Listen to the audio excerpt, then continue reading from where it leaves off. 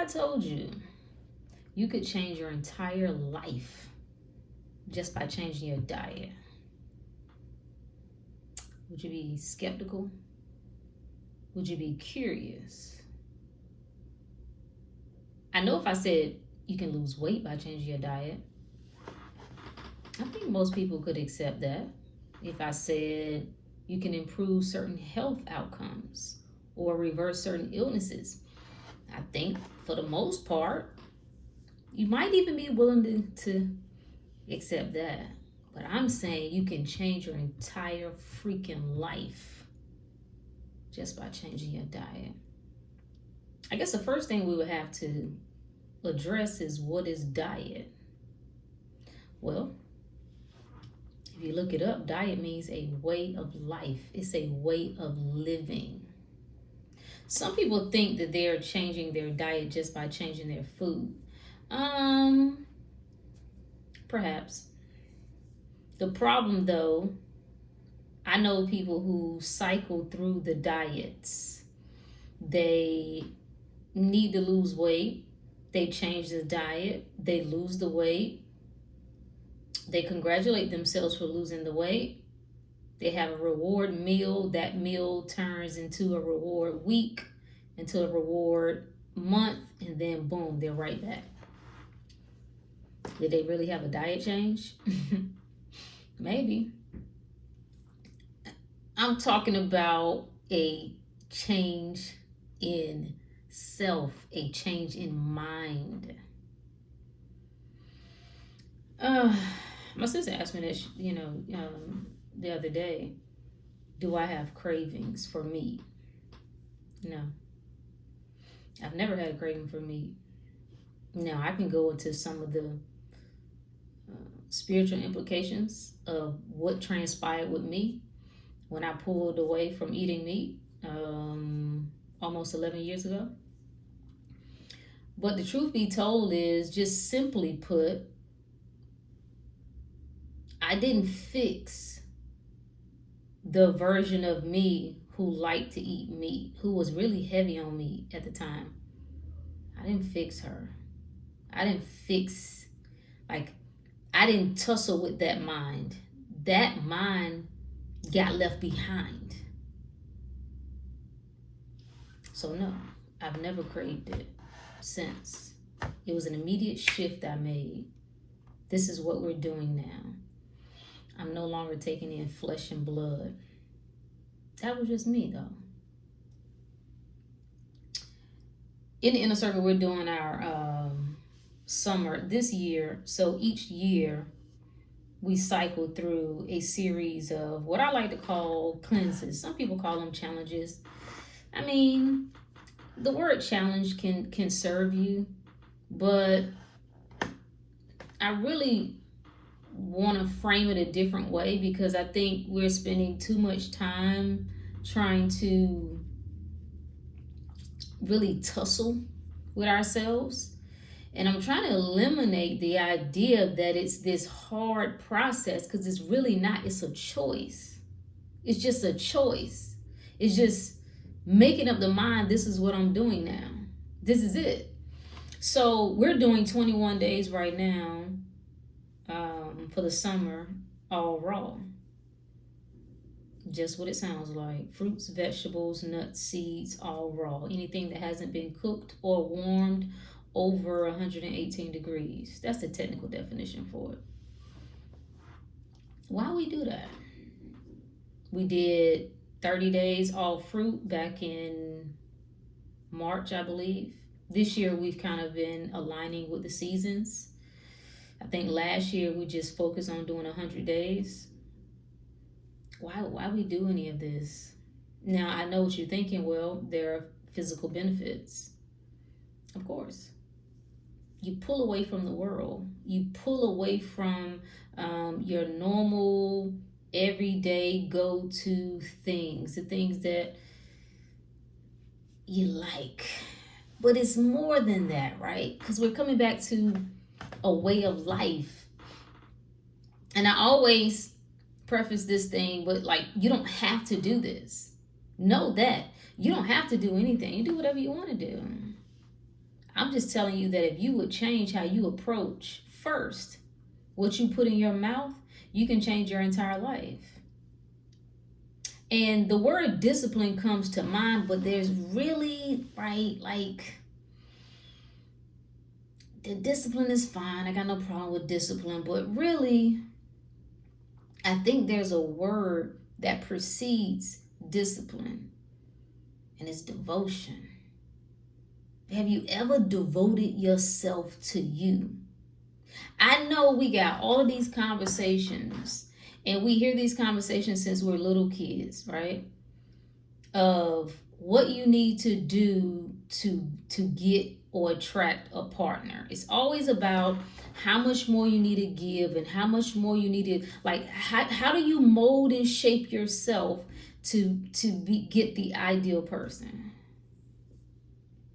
The men got there. See, if women would do more of this is where women fall short.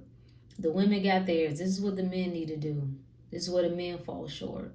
This is how you become a loyal person. So you get trained into this mindset of how do you become a loyal person, a loyal mate? How do you learn to dedicate yourself to another person? Learn to attend to. You need to recognize their quirks, their likes, their dislikes. I ain't got no problem with it. Here's my thing though. When do you do that for yourself? What at what point do you do that? Because I think the solution to a lot of the nonsense that we're hearing online is you don't know how to be a better person for somebody else because you don't know how to be a better person for yourself. When have you devoted time, effort, intentions into you? When have you dedicated yourself to you, committed yourself to you? So when we do these cleanses, see, a cleanse is always a purge. It's an act of purification. When I purify, I remove anything anything that is not alignment, right? Anything that does not match up. If I have some sort of water, if I got water and I want to purify it, what am I really doing? Anything foreign to the main thing, anything that's in opposition, anything that is in contrast to the main thing, I'm removing it. So the act of cleansing is doing just that. It's a dedication to self. And as I was mentioning to someone who was struggling with doing, well, they perceive themselves to be struggling. This is about more than just the food. Yes, there are physical benefits. When you flood your body with a high level of nutrition. Now, some of you are too afraid, so you need to stay doing what you're doing. The question, like when we go all fruit, when we go all raw, whatever, it's always a question of nutrients. Is this healthy? Am I going to get enough nutrients? How is it? Niggas can eat oodles and noodles, Doritos, McDonald's every week, and you ain't never concerned about no nutrients. You never ask, is this healthy for me? You go get your favorite frate, hate, latte freaking every day of the week. Never ask, is this healthy for me? Am I getting enough nutrition when I do this? But the moment we say, get back to nature, eat from nature, fruits, vegetables, in its whole state, I don't know. Whatever, bro. Whatever. Drink soda, never concerned. We tell you the juice, now we're concerned about the level of sugar. Now that might spike. You never concerned. You drink alcohol, you ain't worried about no damn spike. You ain't worried about nothing. Whole nother discussion. The point being is, I understand it ain't for everybody, right? What happens? We're talking about the benefits, right? The benefits of what you do when you take something in this whole state. You take something that is rich. Its enzymes haven't been broken down, right? Hasn't been denatured. You flood the body with electrolytes. You flood the body with hydration. Anytime you hydrate things, you already know what's about to happen. Things get to moving. This is what makes it powerful. This is why people are able to use this to transform their health. This is how people are able to break down tumors in the body, flush the kidneys. This is how people are able to restore function to the liver, clean the blood, get the lymphatic system to moving. So yes, there are physical benefits, but to me personally, and I've seen it. I've reversed illness. I've cleaned up digestive issues, cleaned up body breaking out, what I was told was adult acne, all this other nonsense. I've seen what can happen, but even with me being a witness, that ain't the number one for me. The number one for me is seeing what I'm made of. It's something about these moments where you pull away from the world.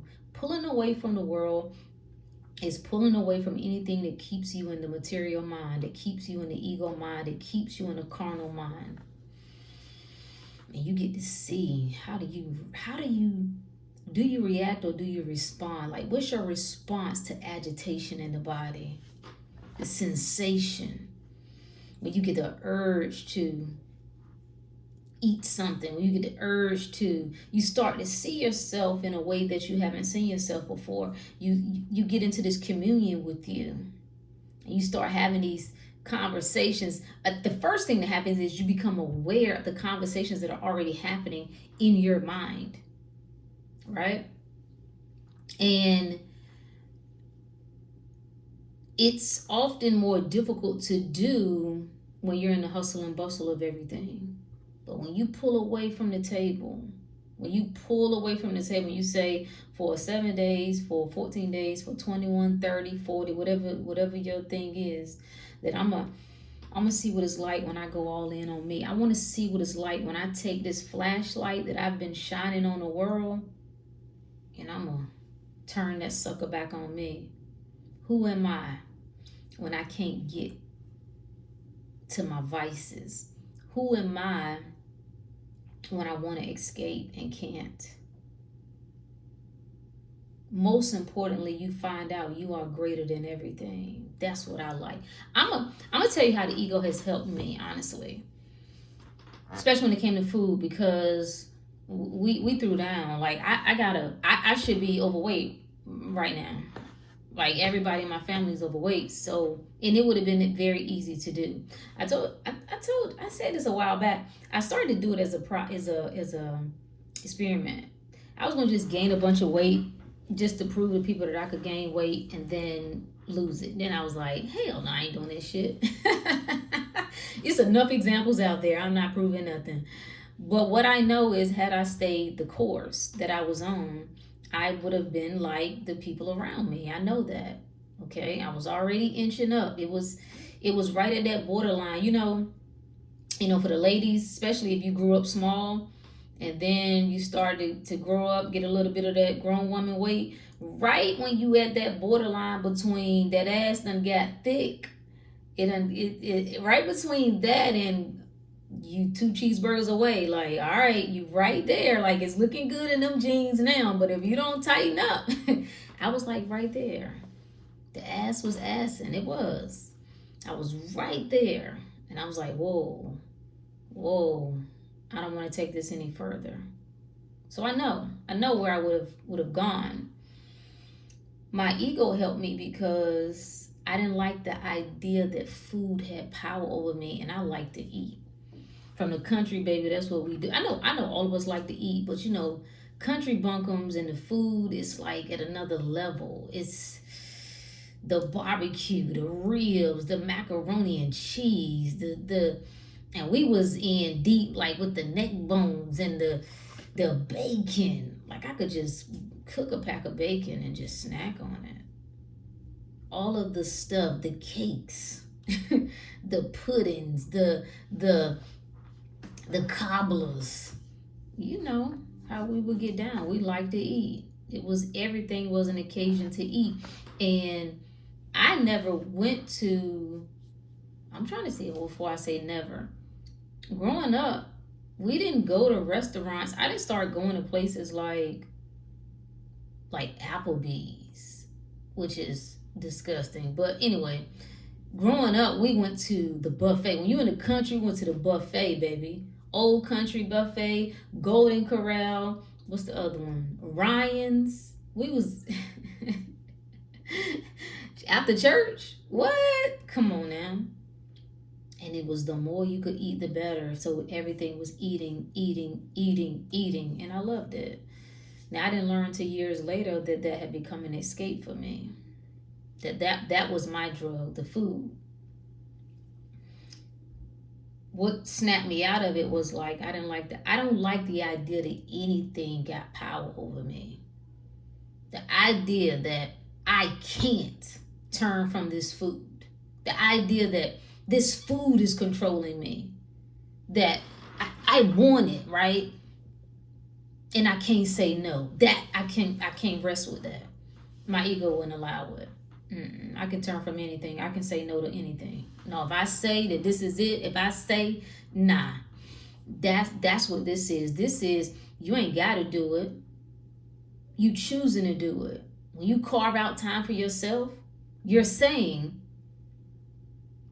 I'm in control of my mind. I'm in control of my body. Yes, I can eat whatever I want, but I'm putting my body and mind on notice. It's a no for right now because I'm in control. See, you don't practice that. You don't. And that's why your body run you. Your body acts as the mind right now. That's why it feels like you can't control it. It feels like, people call it habits. It's just that the body is acting as the mind. So you ever notice you wanted something, or you felt like you wanted something and you wouldn't got it, you stuffed yourself and it wasn't even that good. You're like, I don't know why I did that shit. Like, why did I do that? Got no control. So you can change your life by getting in control of your life. You can get in control of your life by getting in control of what you're putting in your freaking mouth. A devotion, a period of devotion to yourself. What happens when I devote? I see. You ever seen a woman devoted to finding out her dude cheating? Boy, I don't know what. It's like it activates this next level. Like, it's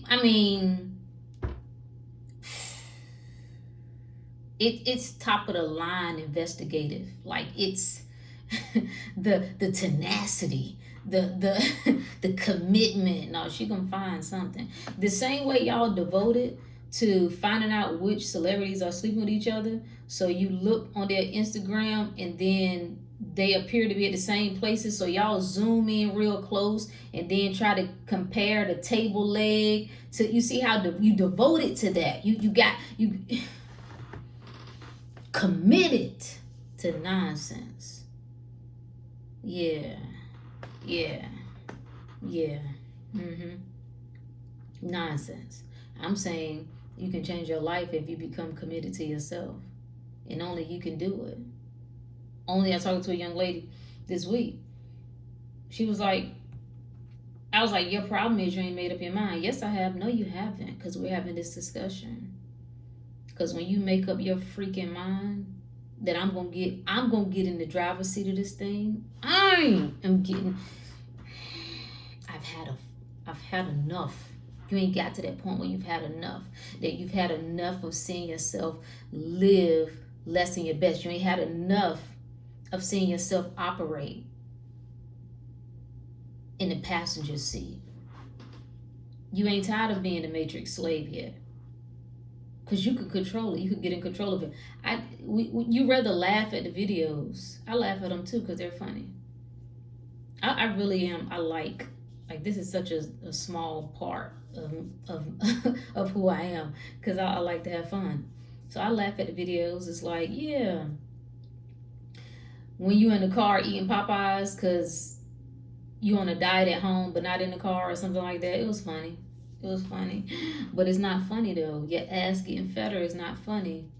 Your blood pressure getting higher is not funny. Your cholesterol getting higher is not funny. Your blood sugar numbers getting higher is not funny. You feeling tired all the time is not funny. You having mental fog all the time is not funny. You having debilitating PMS is not funny. You not being able to have children when you desire to is not funny. And you can change your whole life by changing your freaking diet, changing what you put in your mouth. And as you change what you put in your mouth, you are going to, by default, start changing this. Something about the clean body starts to focus the mind. It puts your attention on things that you haven't been attending to before. It takes your attention off of things that you didn't need to be attending to. All from that first act, just of devoting time to yourself. What do you say to yourself all day long? If I ask you, what did you think about? I'm always asking the group this. What's the first thing you thought about when you woke up this morning? If you can't tell me, it probably wasn't bullshit. Probably. It probably was. You don't know.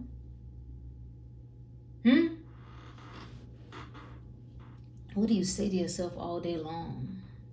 What's going on? Where's your attention going? What is what you feeding you, babe? Huh? When are you getting control of this thing? Because I know it's easy to feel like you get stuck, and it's like this quicksand. And the more you try to get out, it's like the deeper you go in. But you got a responsibility to do something. There is something you can do. That's what these cleanses are about. A purification period. I'm devoting this time. I get to decide which time is holy. Can't nobody tell you when no holy. That's the silliest shit. I'm not tell you what days are holy. Whatever days I say, whatever days that I consecrate, whatever days that I designate. Every day is holy. Every day is a Sabbath. Huh? And that's what a Sabbath meant. It's a passing over in consciousness. That's all. Shifting in mind. That's what we ain't learned. You ain't had a change in mind yet. That's why you still struggle. Because once the mind, be ye transformed by the renewing of your mind. When the mind transforms, you become a new creature. So it's not like it's this tug of war. You're trying to fight the old man. The old man gonna win. I'll tell you right now. You don't have to fight him. No, you starve that nigga. That's what you do. Slaughter him. It's over. I take the life out of you. I take the life out of you by taking my attention from you. That's how you kill a thing. Y'all be trying to get people back. Like, I ain't got to get you back by doing no crazy stuff. I ain't got to go and hurt you physically. I don't have to go and be with somebody else to hurt you. No, I take my life force from you.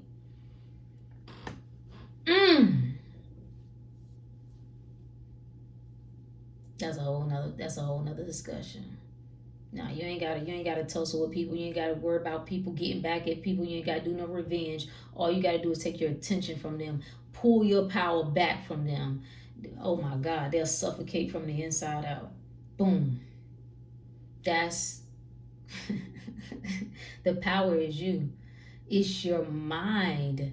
I'm gonna keep saying it until we get it. It's your mind, but there's nothing else other than the mind. Now, which mind? We could have that discussion, but there's nothing but the mind. There is one mind, and then there are different aspects within that mind. Lower perspective of that mind, higher perspective within that mind. Limited perspective in that mind, limitless perspective in that mind. Like, don't you want to feel better? Don't you want to look better? Aren't you, like, at a certain point, certain things should bother you. When you carry your ass on that airplane and they got to bring you a seatbelt extender, you should feel some kind of way about that. That should be enough to be like, yo, this is unacceptable. Huh? This is unacceptable. To continue to just be gaining weight. The hell is you 15 pounds bigger than you was last year. No, you didn't build no muscles. No, you ain't because you was in the gym. What the hell? Like you a growing toddler. Unacceptable. Unacceptable. And it adds up quick, people. Do the math. you add a pound a week. That's 4 pounds a month. Do that for a year.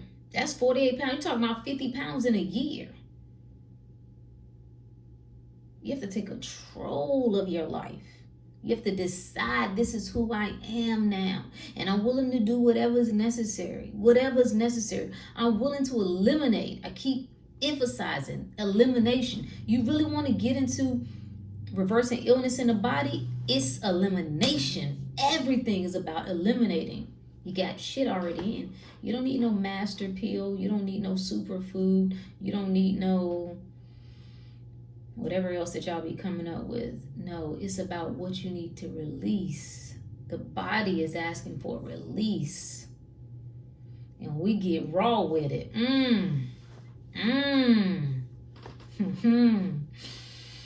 We get back to the real. That good nutrition going in. Get things to moving. Breaking up congestion. Clearing out some mucus. The mucus is not the problem. The mucus in and of itself is not the problem. It's the excess of. Just like the microorganisms are not a problem. The parasites in and of themselves, they serve a purpose. But you are congested. The body's responding to that.